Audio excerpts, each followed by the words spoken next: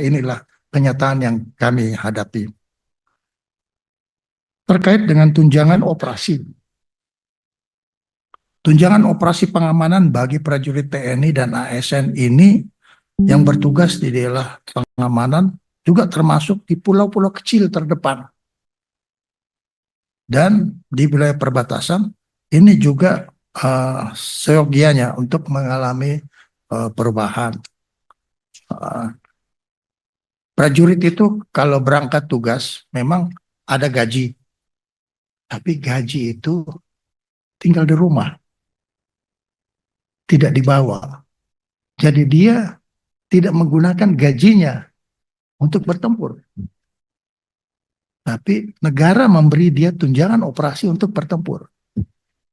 Nah, inilah yang menjadi bagian dari kesejahteraan prajurit. Saya dulu waktu masih berpangkat waktu tugas di dinas aktif, itu kita pengen sekali untuk tugas di daerah operasi. Karena tabungannya tambah. Tabungan bertambah. Nah, ini mungkin juga refleksi dari perlunya kesejahteraan prajurit. Jadi tunjangan operasi ini bagian yang tidak terpisahkan terhadap dua hal. Yang pertama adalah bagian daripada tunjangan operasi itu sendiri.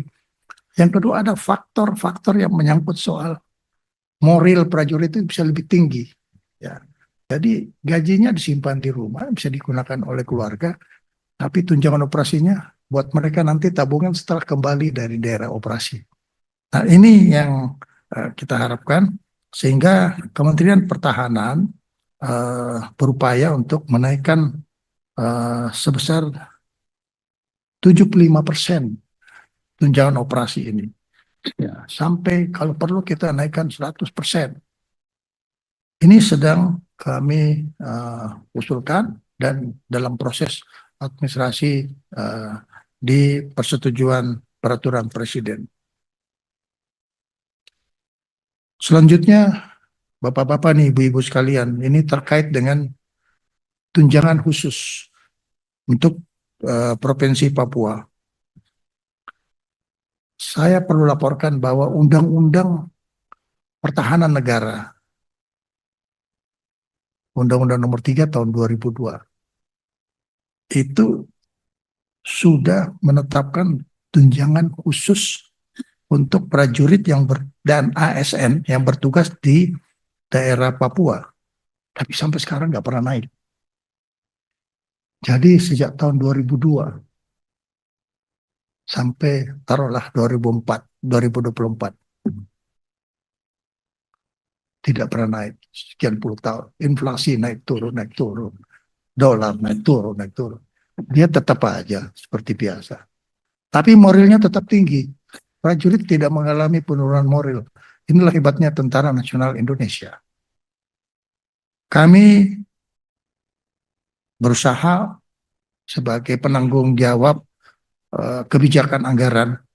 Ini menaikkan anggaran dari satu orang per hari 225.000 menjadi 850.000 rupiah per orang per bulan. Ini kita coba naikkan menjadi 371.000 per orang per bulan. Jadi kita menginginkan kenaikan 60-65%.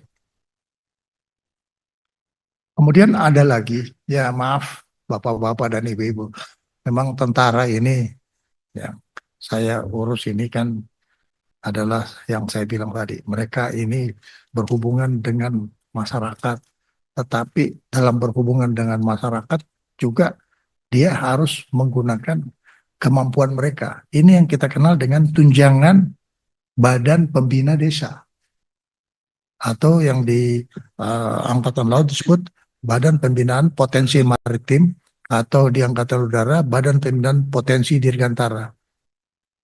Jadi kita ingin mengusulkan untuk ada penambahan dari semula 900 bisa menjadi 1.500. Ini untuk tipe A. Tipe A itu adalah yang berada di perkotaan dan pedesaan.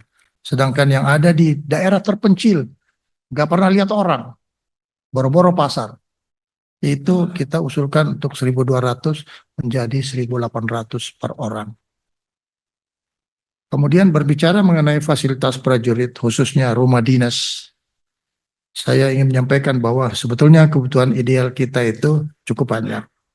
Ya, cuman kalau berbicara rumah dinas ini sudah banyak tergantung persoalan interpretasi. Tapi saya perlu laporkan bahwa kondisi ideal kita itu kita baru memiliki rumah dinas itu 224.756 unit dari sekitar 45%. Sedangkan kalau kita lihat kebutuhan idealnya itu hampir 500.000 unit rumah yang diperlukan. Angka ini tentunya menunjukkan besarnya perbedaan antara kebutuhan ideal dan juga kondisi nyata yang di lapangan.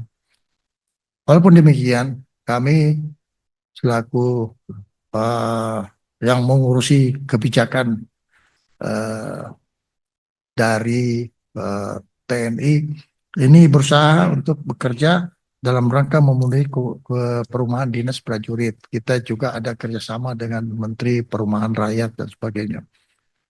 Cuma memang kita juga perlu perhitungkan bahwa kalau ingin menggunakan menambah rumah prajurit dan menggunakan rumah dinas lahan yang dimiliki oleh TNI, ini juga ada kesulitan bagi kita karena lahan-lahan itu justru diperlukan oleh kita untuk untuk kebutuhan operasional gitu.